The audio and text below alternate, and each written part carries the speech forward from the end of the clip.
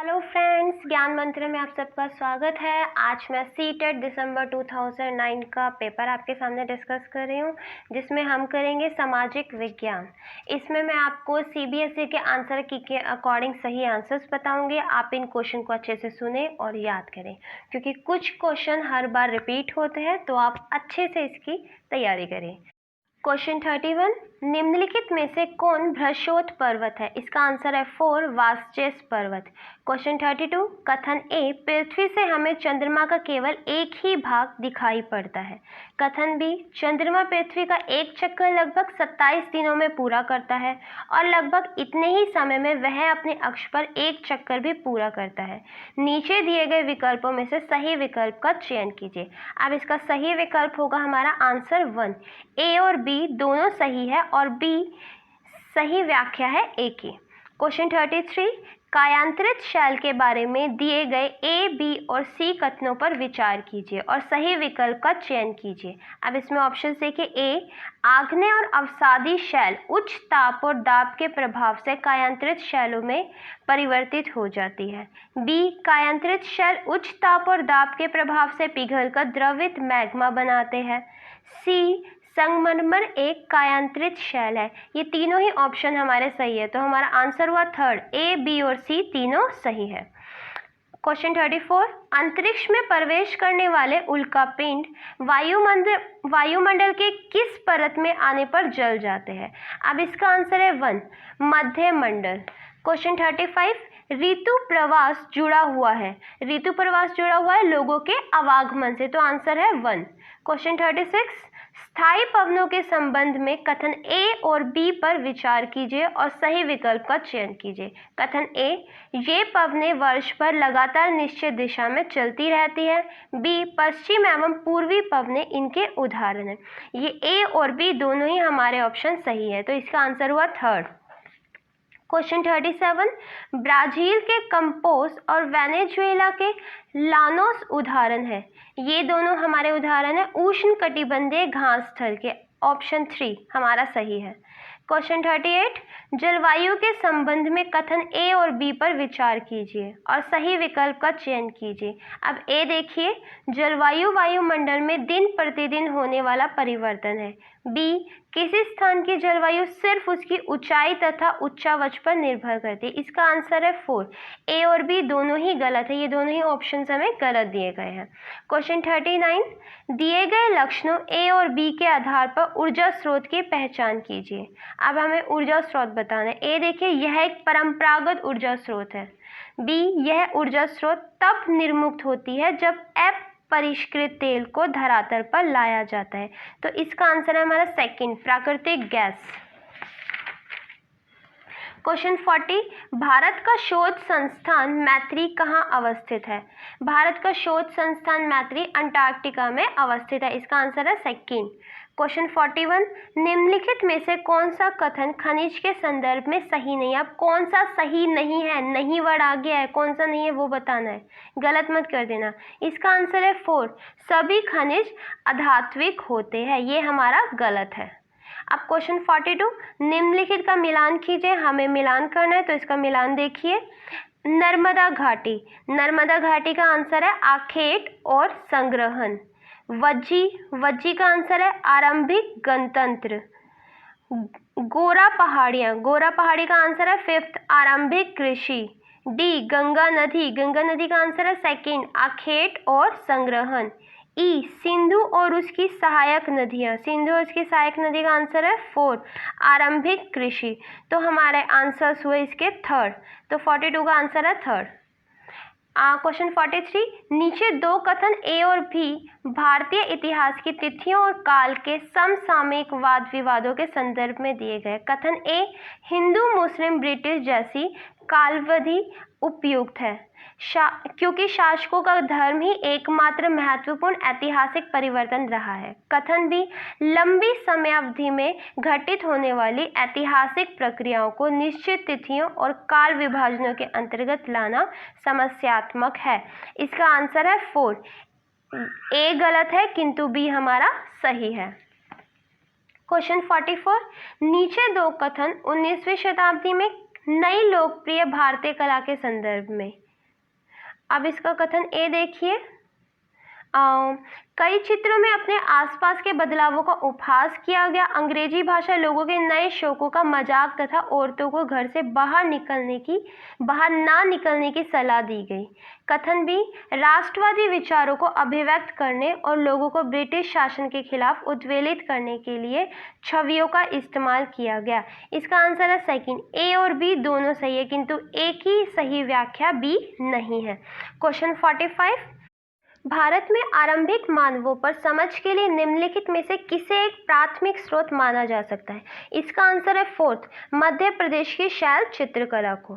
Question 46, British काल से पहले बच्चों को पढ़ाया जाता था। इसका आंसर है थर्ड, साल भर फसल की कटाई के समय छोड़कर जब वे खेतों में काम करते थे। क्वेश्चन 47, नीचे दो कथन ए और बी 18वीं 19वीं शताब्दी में यूरोप में राष्ट्र राज्यों के उदय संदर्भ में है। अब देखिए क्या है इसमें। कथन ए, 18वीं शताब्दी तक यूरोप के लोग स्वयं को राष्ट्र राज्य के रूप में देखते थे। कथन बी है हमारा, प्रारंभिक 19वीं शताब्दी में लोगों को यह बोध कराया गया कि प्रत्येक भाषी समुदाय एक अलग राष्ट्र था। तो इसका कथन ए गलत है और कथन बी सही है। तो हमारा आंसर हुआ 4, ए गलत है किंतु बी सही है। क्वेश्चन 48, BCE का तात्पर्य है। BCE का तात्पर्य होता है बिफोर कॉमन एरा। तो ऑप्शन हमारा 2 सेकंड सही है। क्वेश्चन 49, हम यह आज कैसे जानते हैं कि पुरापाषाण युग में भारत में शुतुरमुर्ग होते थे? तो इसका आंसर है सेकंड, महाराष्ट्र के पटनेपुरा स्थल में शुतुरमुर्ग के अंडों के अवशेष मिले हैं। क्वेश्चन 50, हड़प्पा सभ्यता का पतन कैसे हुआ? अब इसके ऑप्शन देखिए। ऐसा लगता है कि शासकों का नियंत्रण समाप्त हो गया, ये बिल्कुल सही है। जंगलों का विनाश हो गया होगा, ये भी सही है। सभ्यता के पूरे क्षेत्र में बाढ़ आ गई, ये गलत है। और डी, संभवतः नदियां सूख गई थी, ये बिल्कुल सही है। तो हमारा ऑप्शन 2 सही है, A, B and D. Question 51, महायान बौद्ध धर्म के अंतर्गत है। इसका आंसर है सेकंड, बुद्ध की प्रतिमाएं बनाई जाने लगी। अब महायान बौद्ध धर्म के अंतर्गत बुद्ध की प्रतिमाएं बनाई जाने लगी थी। क्वेश्चन 52, खलजी और तुगलक वंश के अंतर्गत प्रशासन और समेकन के संदर्भ में सही क्या है? इसका ऑप्शन थर्ड सही है। दिल्ली से बंगाल जैसे सुदूर प्रांतों का नियंत्रण कठिन था। क्वेश्चन 53, जनजातीय लोगों के इतिहास के पुनर्निर्माण में निम्न में से कौन कथन गलत है? इसका ऑप्शन सेकंड हमारा सही है, अधिकांश जनजातीय समूहों ने लिखित दस्तावेज रखा है। क्वेश्चन 54, 1857 के विद्रोह के बाद अंग्रेजों ने किस प्रकार भारत पर अपने नियंत्रण को समेकित किया? इसका आंसर फर्स्ट सही है, ईस्ट इंडिया कंपनी के सारे अधिकार ब्रिटिश साम्राज्य के हाथ में सौंपकर, ताकि भारतीय मामलों को ज़्यादा बेहतर ढंग से संभाला जा सके। क्वेश्चन 55, निम्नलिखित में से क्या प्रतिनिधि लोकतंत्र की विशेषता नहीं है? अब इसमें नहीं वर्ड आ गया, जो इसमें गलत होगा वो आपको चूज करना है।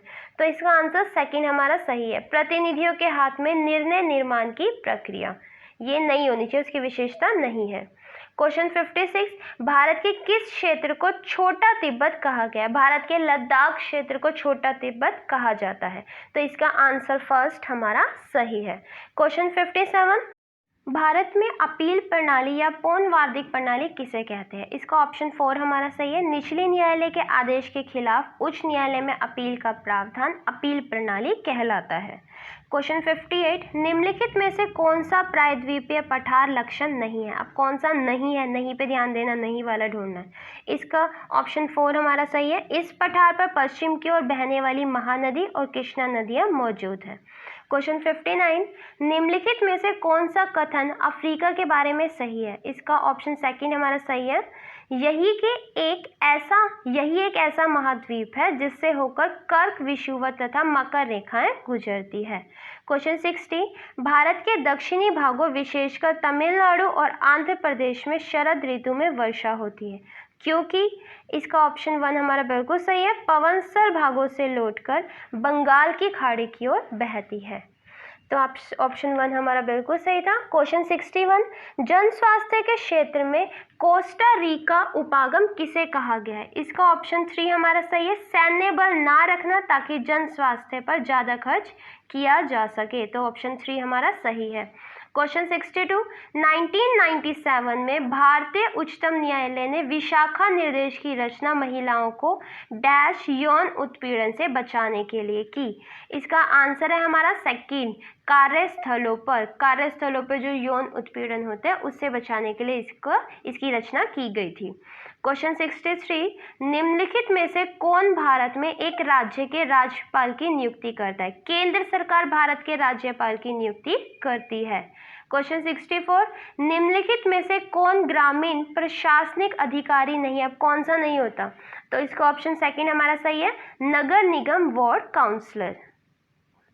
क्वेश्चन 65, भारतीय उच्चतम न्यायालय द्वारा किए गए DK बासु निर्देश क्या है? इसका ऑप्शन 4 हमारा बिल्कुल सही है, गिरफ्तारी, नजरबंदी और पूछताछ के दौरान पुलिस द्वारा पालन की जाने वाली प्रक्रियाओं से जुड़े निर्देश।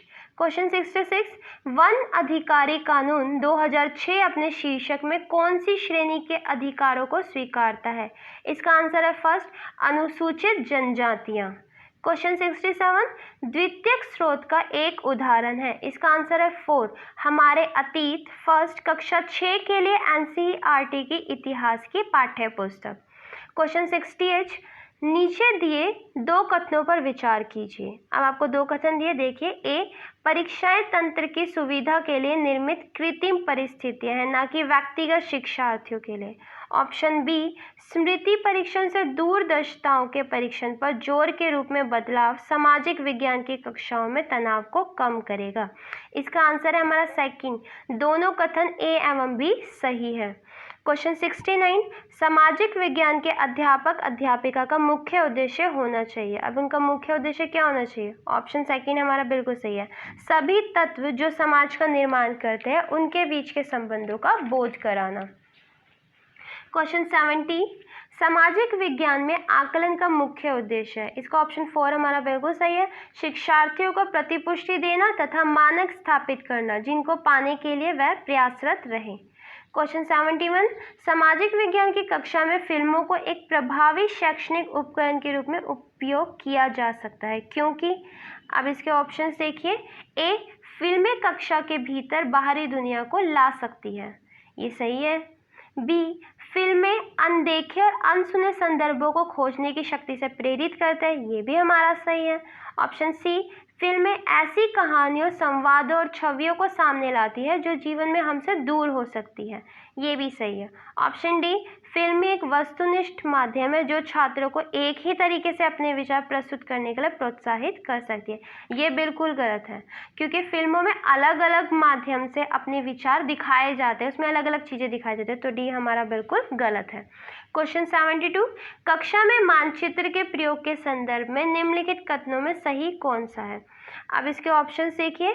मानचित्र एक सामाजिक राजनीतिक निर्मित है। बी, चिरकाल से उत्तर को सदा सभी सामाजिक राजनीतिक संदर्भों में मानचित्र में ऊपर दर्शाया गया है। सी, मानचित्र एक त्रिआयामी साधन है जबकि हम एक दो आयामी दुनिया में रहते हैं। डी, शिक्षार्थियों में समय की अवधारणा को विकसित करने के लिए मानचित्र एक सहायक सामग्री है। इसका केवल ऑप्शन ए सही है, बाकी सारे गलत है।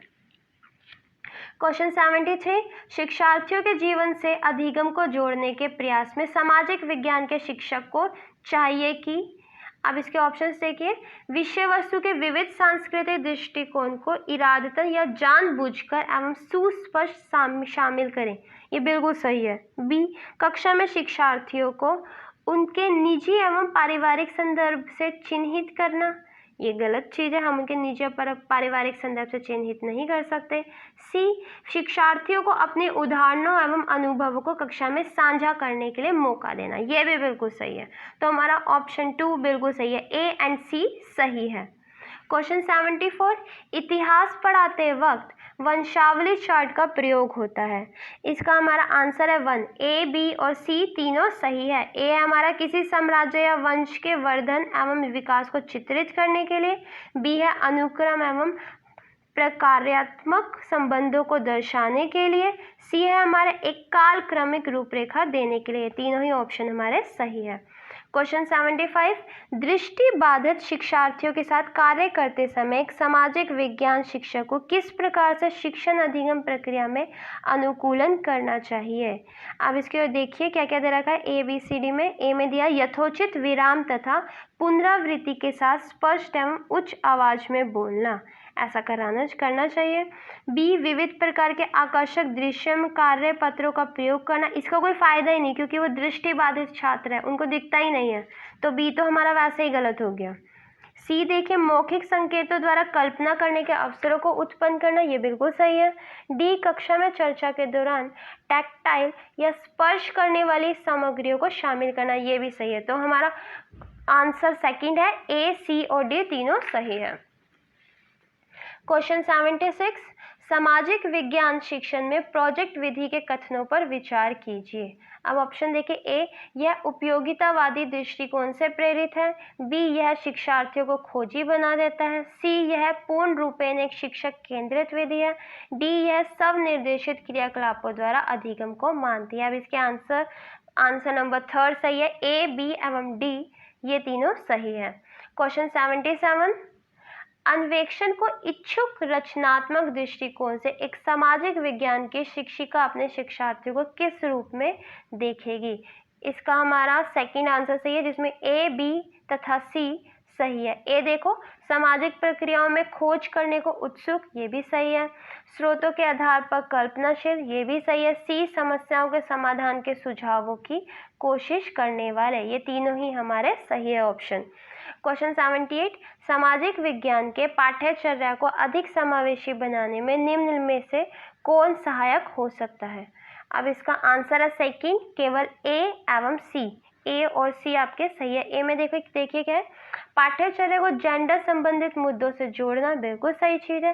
सी है हमारा विभिन्न स्रोतों को शामिल करना, आधिकारिक एवं निम्न वर्गीय प्रसंगों का, ये भी सही है। तो ए और सी हमारे सही है।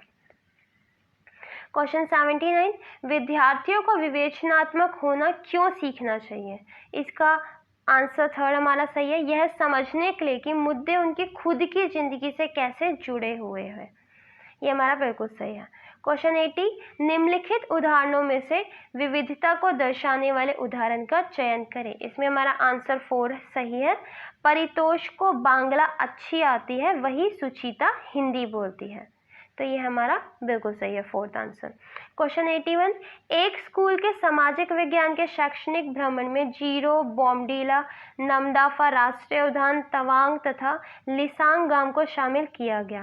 किस माध्यम से विद्यार्थियों को आप भ्रमण किए गए 2 राज्यों को इंगित करने को कहेंगे। इसका आंसर नंबर थर्ड हमारा सही है, अरुणाचल प्रदेश एवं मणिपुर एक मानचित्र पर। क्वेश्चन 82, सामाजिक विज्ञान की समसामयिक समझ अध्यापकों को निम्नलिखित सभी को करने को प्रोत्साहित करती है, केवल इसको छोड़कर, अभी एक ऑप्शन को छोड़कर। तो ऑप्शन सेकंड हमारा इसके लिए सही आंसर है, जिसको छोड़कर बाकी सारी सामाजिक समझ अध्यापकों को प्रोत्साहित करती है। ऑप्शन सेकंड देखो, प्रश्नों के समान उत्तर देने के लिए शिक्षार्थियों को प्रोत्साहित देना, जिससे कि सभी बेहतर बन सके। ये गलत है, हमेशा सेम आंसर सब नहीं दे सकते, सबकी सोच अलग है, सबका समझने का तरीका भिन्न है। क्वेश्चन 83, निम्नलिखित में से जेंडर रूढ़िवादिता का उदाहरण नहीं है। इसका ऑप्शन 3 हमारा सही है। हालांकि लड़के कक्षागत चर्चा में दबदबा बनाने का प्रयास करते हैं, लेकिन लड़कियां एवं लड़कों दोनों की सहभागिता को प्रोत्साहित किया जाता है। ये हमारा रूढ़िवादिता का उदाहरण नहीं है, इसलिए हमारा थर्ड ऑप्शन सही है। क्वेश्चन 84, सामाजिक विज्ञान शिक्षण को प्रभावी बनाने के लिए आवश्यक होगा। अब इसका आंसर हमारा थर्ड सही है, बी तथा डी। बी देखिए, साहित्य स्रोतों का समालोचनात्मक विश्लेषण करना, चाहे वो कितनी भी पुरानी हो, ठीक है। और डी था हमारा स्रोतों के ट्राई एंगुलेशन या त्रिकोणीय को प्रमुखता देना, तो हमारा बी तथा डी दोनों सही है। क्वेश्चन 85, कक्षा में सामाजिक न्याय के प्रति संवेदनशीलता को प्रोत्साहित किया जा सकता है। इसका हमारा ए देखिए, कक्षा में विचार विमर्श के दौरान समकालीन जन आंदोलनों और पक्ष समर्थन की कहानियों के अंशों को शामिल करके, ये सही है।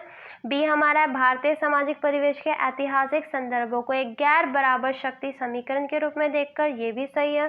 सामाजिक न्याय पर आधारित संवैधानिक प्रावधानों को कक्षा चर्चाओं में शामिल करके, ये भी सही है। हमारे ए, बी और सी तीनों सही है। डी कक्षा में दोषी बच्चों को तुरंत शारीरिक दंड देकर, हम बच्चों को दंड नहीं दे सकते, दंड देना अलाउड ही नहीं है इस समय क्लास में।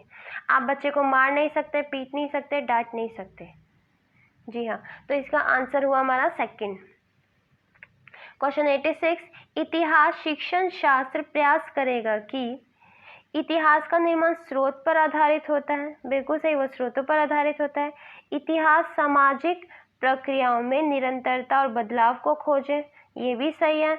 इतिहास व्याख्याओं के विभेदों में संलग्न हो तथा प्रमुख समुदाय के विचारों को अनुमोदित करे, ये गलत है। इतिहास घटनाओं को एक काल विशेष के सामाजिक राजनीतिक संदर्भों में रखकर देखें, ये भी सही है। तो हमारा ए, बी और डी सही है, तो ऑप्शन नंबर सेकंड हमारा सही है, ए, बी तथा डी। क्वेश्चन 87, प्रदूषण रहित हवा का अधिकार भारत में किस मौलिक अधिकार के भाग के रूप में स्वीकार किया गया है? तो इसका आंसर है सेकंड, जीवन। प्रदूषण रहित हवा का अधिकार हमें जीवन के अधिकार में मिलता है। क्वेश्चन 88, भारत का वर्णन करने के लिए विविधता में एकता मुहावरे का निर्माण किसने? विविधता में एकता मुहावरे का निर्माण जवाहरलाल नेहरू ने किया था। क्वेश्चन 89, लोकसभा में कितने सदस्य मनोनीत होते हैं, ना कि मतदान द्वारा चुनकर आते हैं? इसमें 2 सदस्य मनोनीत होते हैं, तो ऑप्शन 3 हमारा सही है। क्वेश्चन 90, 2006 में नेपाल में सरकार का रूप राजतंत्र से बदलकर लोकतंत्र हो गया, तो हमारा ऑप्शन 3 बिल्कुल सही है, लोकतंत्र। हमारा सोशल साइंस विषय यहीं पर ख़त्म होता है। अगर वीडियो पसंद आए तो please like, share and subscribe जरूर करें। धन्यवाद।